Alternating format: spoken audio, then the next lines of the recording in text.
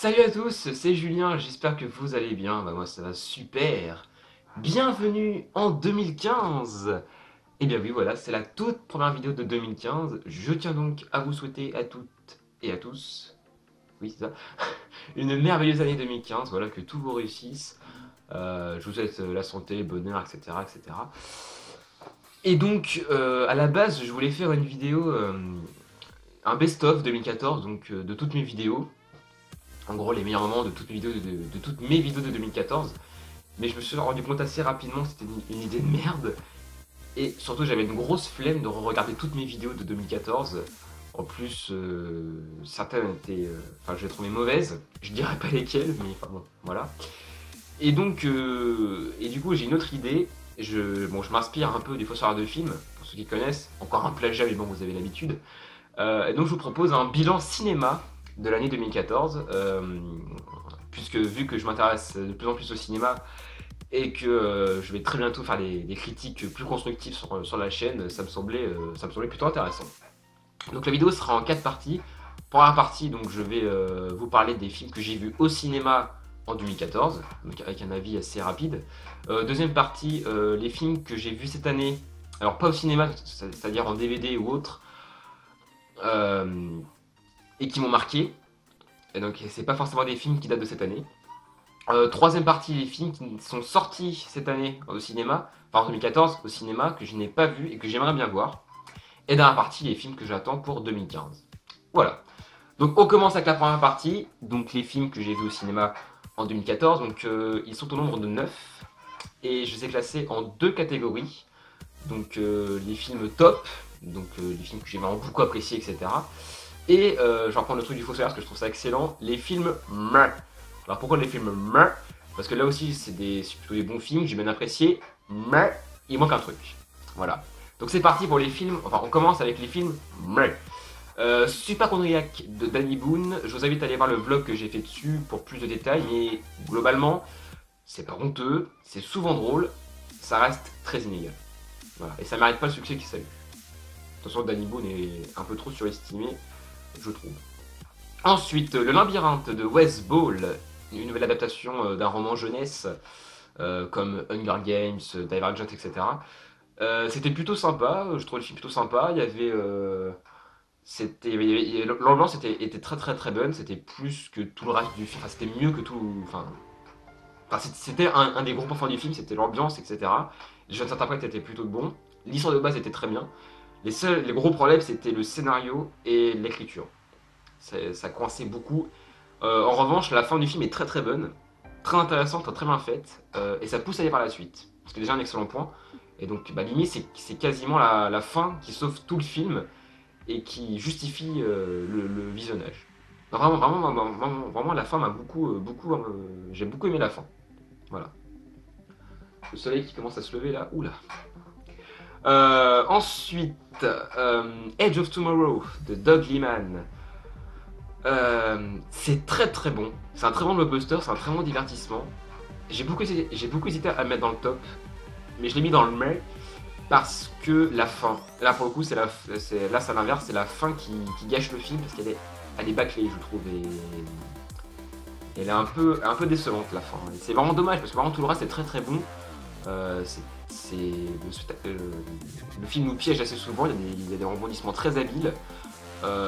Et le comique de répétition est très intelligemment utilisé. Donc vraiment c'est un très très bon blockbuster et divertissement, donc voilà. C'est vraiment dommage que la fin gâche le film. Ensuite, Lucie de Luc Besson. Là aussi, je vous invite à aller voir le vlog que j'ai fait dessus. Pour résumer, sur la forme, donc l'esthétique et tout, c'est très très très bien. C'est même excellent. La musique composée par Eric Serra est magnifique. Tout le délire de science-fiction complètement assumé, c'est juste génial.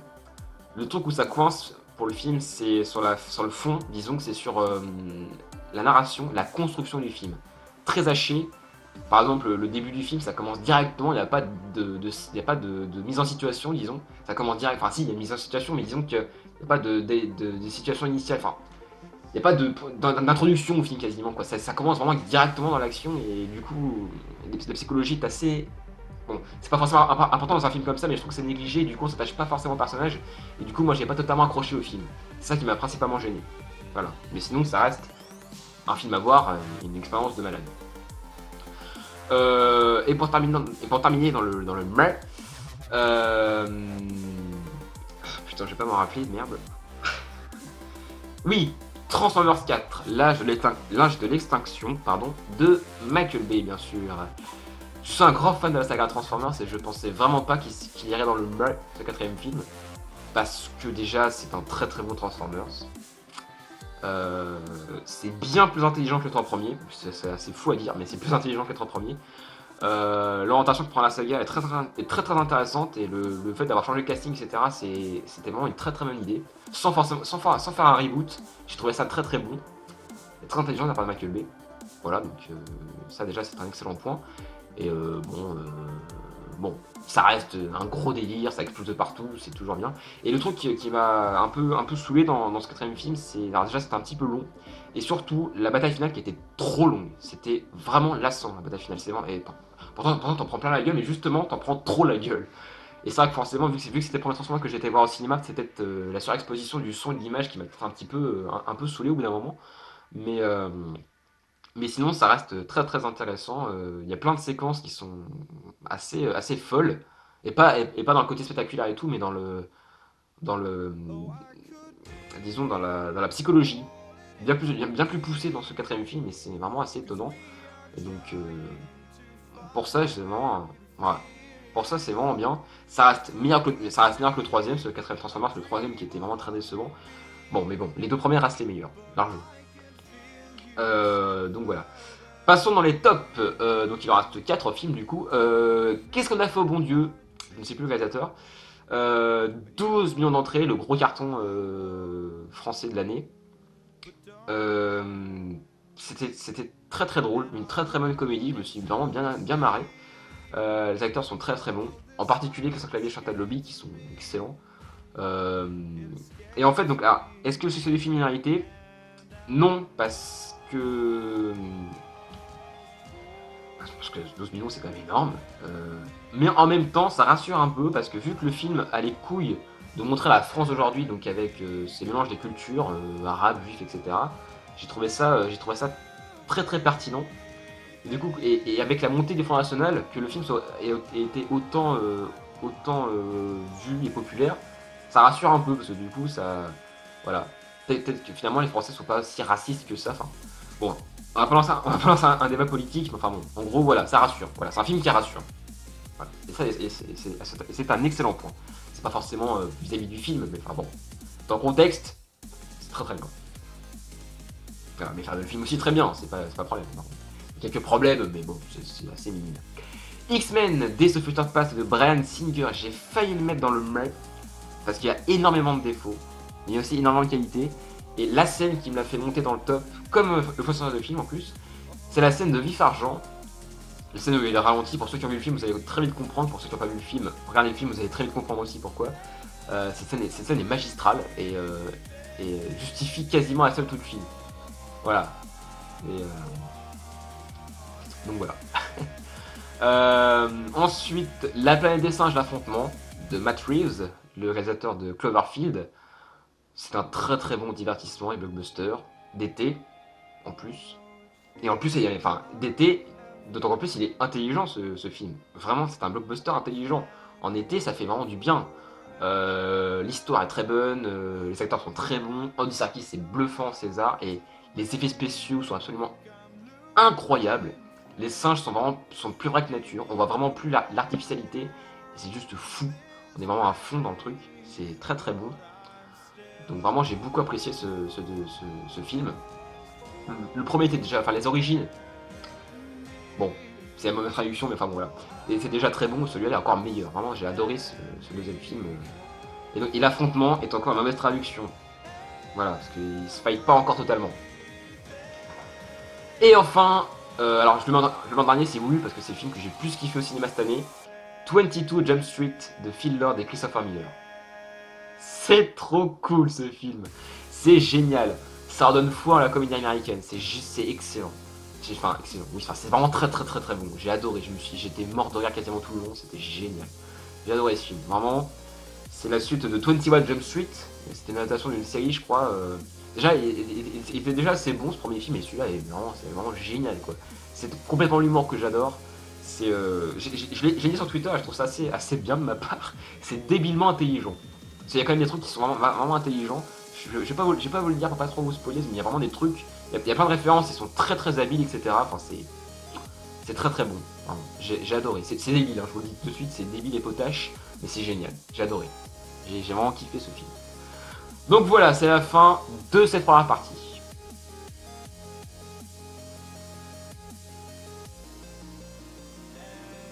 Donc passons à la deuxième partie, donc les films que j'ai vus cette année, mais pas au cinéma, c'est-à-dire en DVD ou autre, et qui m'ont marqué. Et donc c'est pas forcément des films qui sont sortis cette année, je précise. On commence avec Hunger Games 1 et 2, donc le premier réalisé par Gary Ross, le deuxième réalisé par Francis Lawrence, le réalisateur de Je suis une légende. Je suis une légende, c'est un de mes films préférés, c'est génial. Bref, Hunger Games, je suis devenu un fan de la saga. Très honnêtement, je m'attendais pas du tout à prendre une aussi grosse claque. Parce que je pensais vraiment que c'était un truc à la Twilight, un truc de merde, etc. Mais putain, qu'est-ce que... Quand le premier film était terminé, enfin, quand il y a eu le générique du premier film, j'étais... Waouh. J'avais pris une immense claque. J'adore l'ambiance, j'adore l'histoire, j'adore les personnages, j'adore les acteurs. J'adore... Enfin, j'aime beaucoup. Vraiment, j'aime beaucoup. Et je ne saurais pas vous dire lequel j'ai préféré entre les deux. Parce que j'ai beaucoup aimé les deux. Je pourrais pas vous le dire, donc je sais pas. Ensuite, Le Cercle des Poètes Disparus. Alors ça vous dit peut-être rien. C'est un film qui date de quelques années déjà. Et c'est avec Robin Williams. Que j'ai vu après sa mort. Du coup, c'est ma mère qui me l'a conseillé. Et c'est effectivement très bon. J'ai adoré ce film. C'est drôle. Et en fait, c'est pas un très bon film, c'est un très beau film. Et ça change beaucoup de choses quand même. C'est drôle, mais après c'est dramatique. Enfin, c'est assez lourd comme truc et c'est très bon. Les acteurs, Robin Williams en premier évidemment, sont excellents. Et en plus, c'est un très beau portrait de l'adolescence. Même si le film date de quelques années, ça vise quand même assez juste. Et vraiment, je trouve ça assez intéressant de faire des portraits assez positifs des adolescents. Parce qu'on est souvent considéré comme une sous-génération un petit peu de l'horreur, etc. Ça commence un peu à me saouler. Donc je trouve ça très intéressant. Et donc la transition est toute trouvée pour le prochain film, qui pour le coup est un excellent portrait sur l'adolescence. Chronicle de Josh Trank.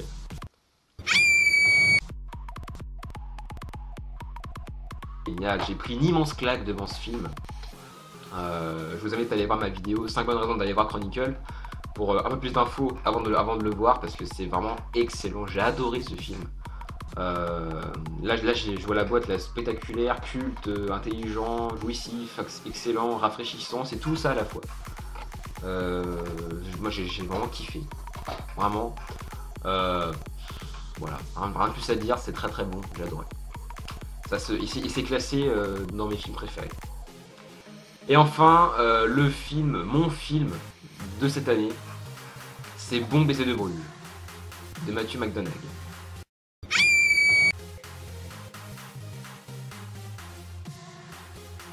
Alors c'est vrai que le titre et l'image ne vous dit peut-être rien, c'est vraiment excellent, c'est des cures, j'en ai parlé un petit peu sur ma 50e vidéo du film, et c'est vraiment très bon, c'est génial.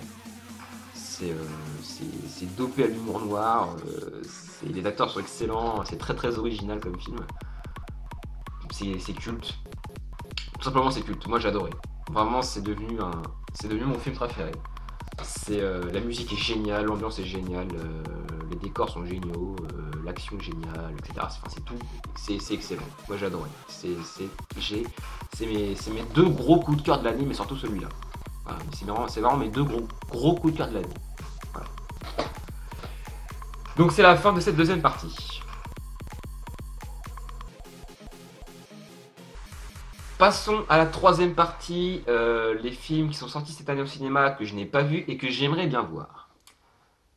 Alors là, on va commencer avec un truc qui va vous retourner, je pense. La grande aventure Lego de Phil Lord et Christopher Miller. Alors, ne vous foutez pas de ma gueule, ce n'est pas un film pour enfants.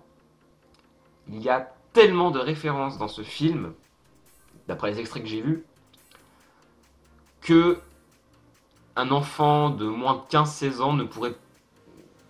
Il pourrait pas comprendre le film. Il pourrait comprendre même pas le tiers des blagues.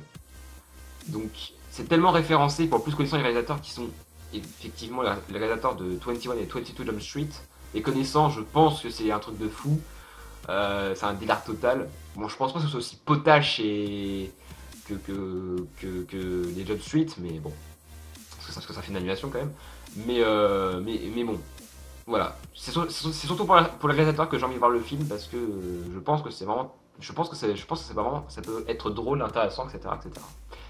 Donc, ce film m'intéresse. Le troisième Hobbit aussi, même si j'ai pas trop aimé les deux premiers. Le premier m'a fait chier.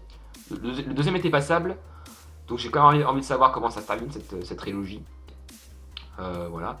Et enfin, Interstellar de Christopher Nolan, le film événement de cette fin d'année. De la fin de l'année 2014. Je suis pas spécialement, comment dire, je suis pas spécialement attiré par le film, mais tout le monde dit, enfin beaucoup de gens disent que c'est un chef-d'œuvre, que c'est un monument de la science-fiction. Pourquoi pas? C'est vrai que la durée du film me rebute un peu, mais pourquoi pas? Pourquoi pas? Donc dès que je peux, j'essaierai de voir le film. Ça a quand même l'air vachement, ça a quand même un truc de fou. Puis Christopher Nolan, j'ai beaucoup aimé la trilogie de Dark Knight et Inception, donc pourquoi pas. Voilà, donc c'est la fin de cette troisième partie.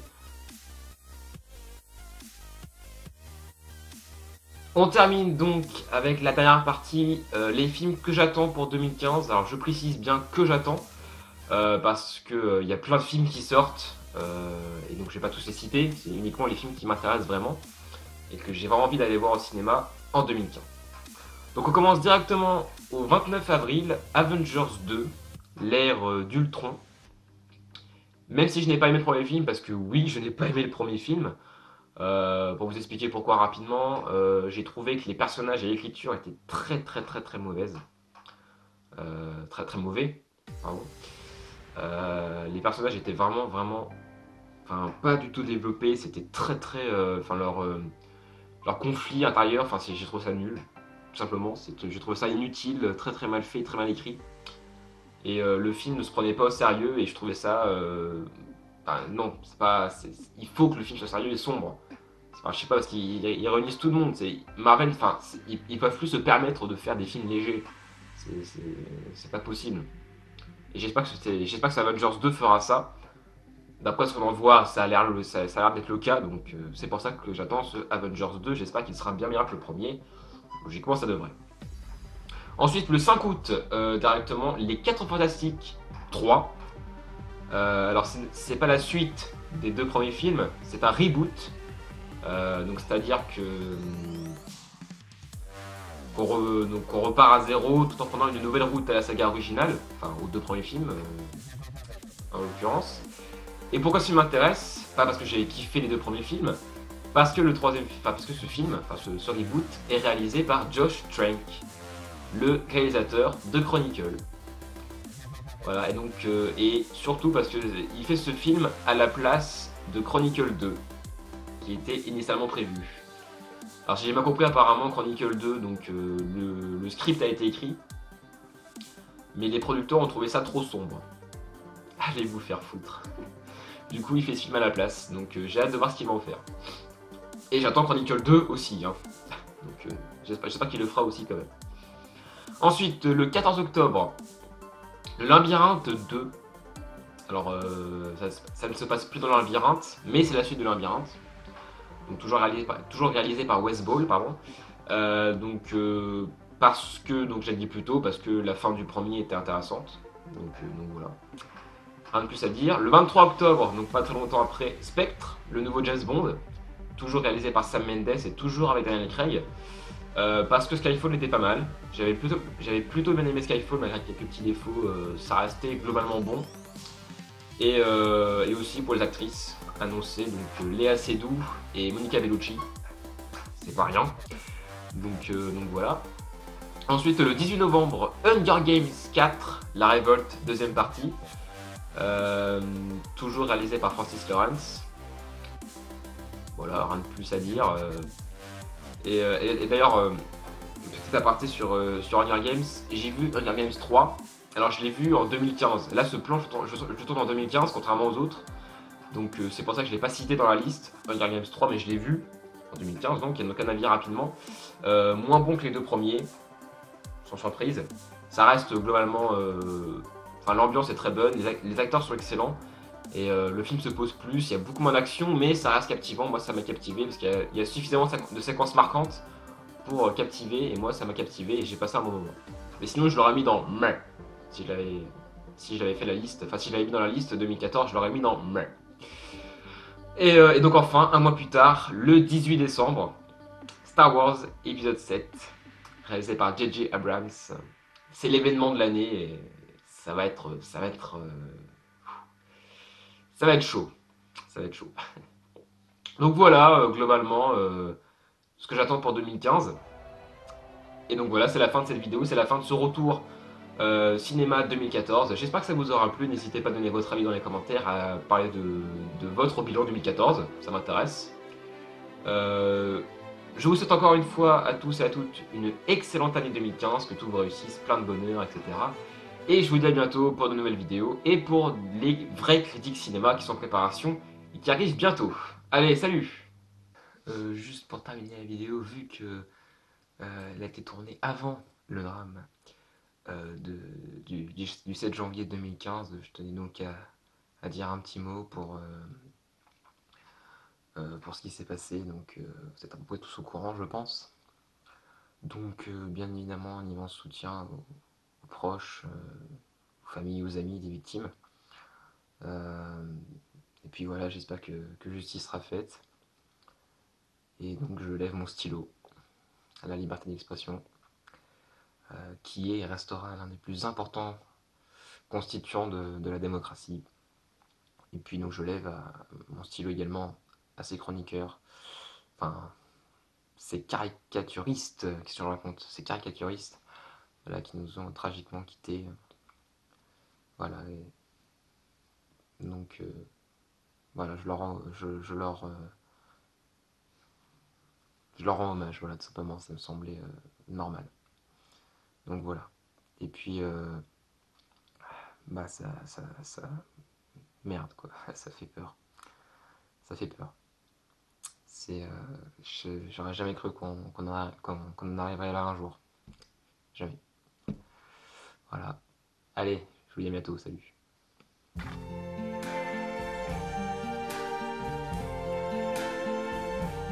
I see trees of green, red roses too. I see them bloom for me and you. And I think to myself, what a wonderful world.